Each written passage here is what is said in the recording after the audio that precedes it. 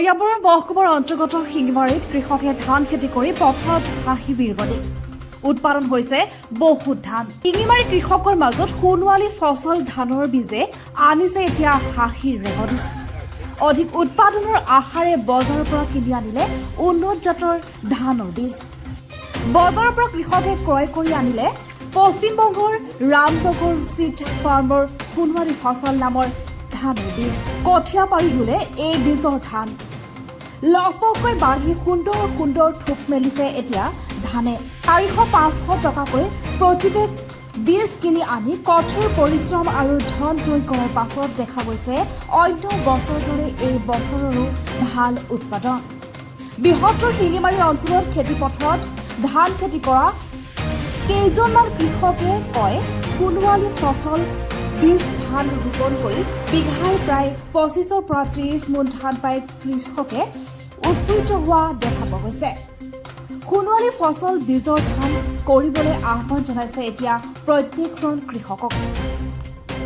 মানে 2 বছৰ ধৰি মই কৰি আছো, যোৱাবাৰো কৰিছো, এবাৰো কৰিছো। এইটো জায়গাটোৰ নাম কি? খুব শিঙিমাৰী হয়। এইটো কোম্পানী কি আপোনালোকক কেই বছৰ ধৰি দি আছে? মই 2 বছৰ ধৰি কৰি আছো। এইটো সোণালী ফচল পিংক ধানৰ নাম। এনে এইটোৰ উৎপাদন ভাল পাইছে? ভাল পাইছো মই। এইটো অঞ্চলত মানে এই কোম্পানীটো আপোনাৰ 2 বছৰ ধৰি দি আছে না? হয়, 2 বছৰ ধৰি মই কৰিছো আৰু আহে পাহে মানুহে কৰি আছে, তো চবেই ভালেই পাইছে। এইটো হয় না? হয়, ৰূপহীহাটৰ পূব শিঙিমাৰী ঠাই। পদ্ধতিৰো কথা আছে। ধৰক আপোনালোকে ধান যেতিয়া ওলাব, ইয়াৰ আগমুহূৰ্তত যদি ইউৰিয়া সাৰ দি দিয়ে। মই ধান কৰিলো সোণালী ফচল পিংক, এইটো যাতে অহা বছৰতো যাতে কোম্পানীয়ে এইটো ধান যোগান ধৰে, আমি এইটো ফচিল মানে কৰি ভাল পাইছো। গতিকে এই বীজটো মানে আকৌ অহা বছৰৰ কাৰণে যাতে পাওঁ, আমি এইটো কামনা কৰিছো কোম্পানীৰ তৰফত। এইটো সোণালী ফচল পিংক। এইটো 25-ৰ পৰা 30 লৈকে হয়।